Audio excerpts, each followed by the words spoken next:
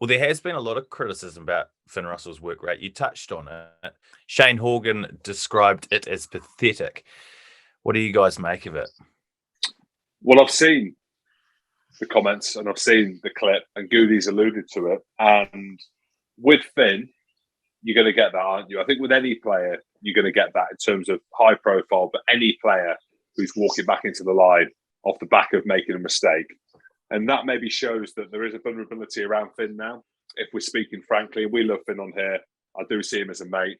I love what he does. I love what he stands for. I love the way that he plays the game, the charismatic, the maverick.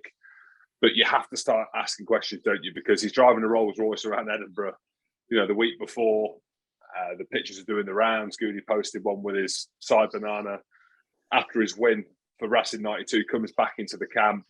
And everything you're hearing out the camp that Finn is an ultimate professional, right?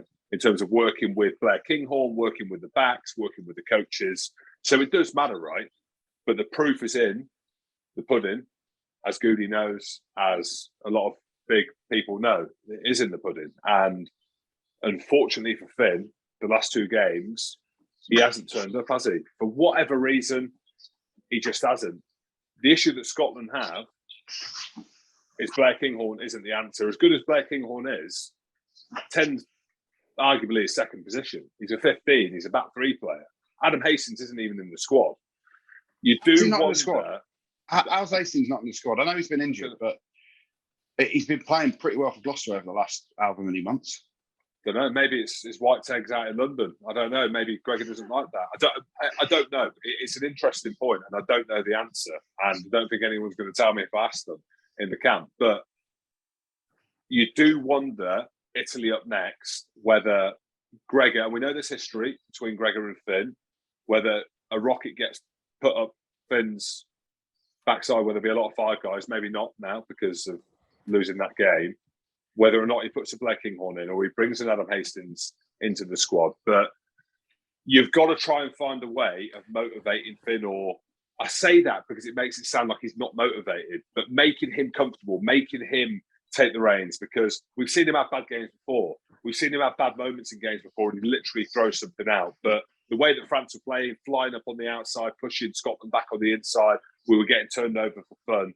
It just seemed like when you saw Finn get subbed off after 50-odd minutes, the shake of the head, walking off, it just felt like something weren't quite right. And I just hope he gets the opportunity to put it right against Italy. But the question goes forward, well, what do we do against Ireland then? My goodness me, especially if they beat England.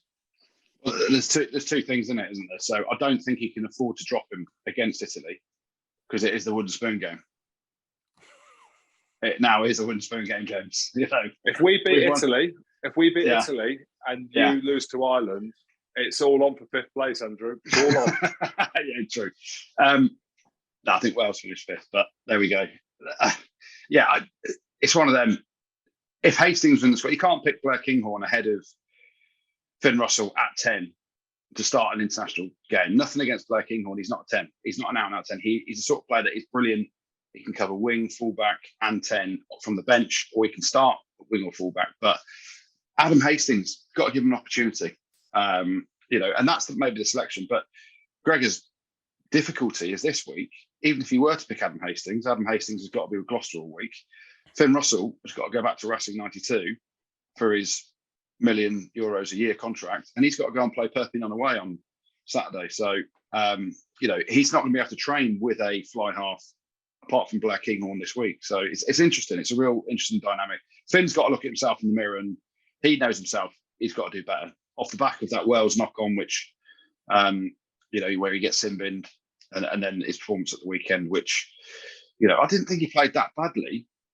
There was some good bits in their attack. I thought he put some width on the ball at the right times. They just weren't sharp enough and clinical enough. And it was that one clip. It was that clip, wasn't it? I think that's why we're having this conversation, because of that clip that Goody's alluded to, and that's kind of been made into a big thing. And you can understand why. That's the point we're making around this, I think. Yeah, and I think his belly button's got a bit bigger as well because of the five guys. Man from experience talking about it. Rugby Pod.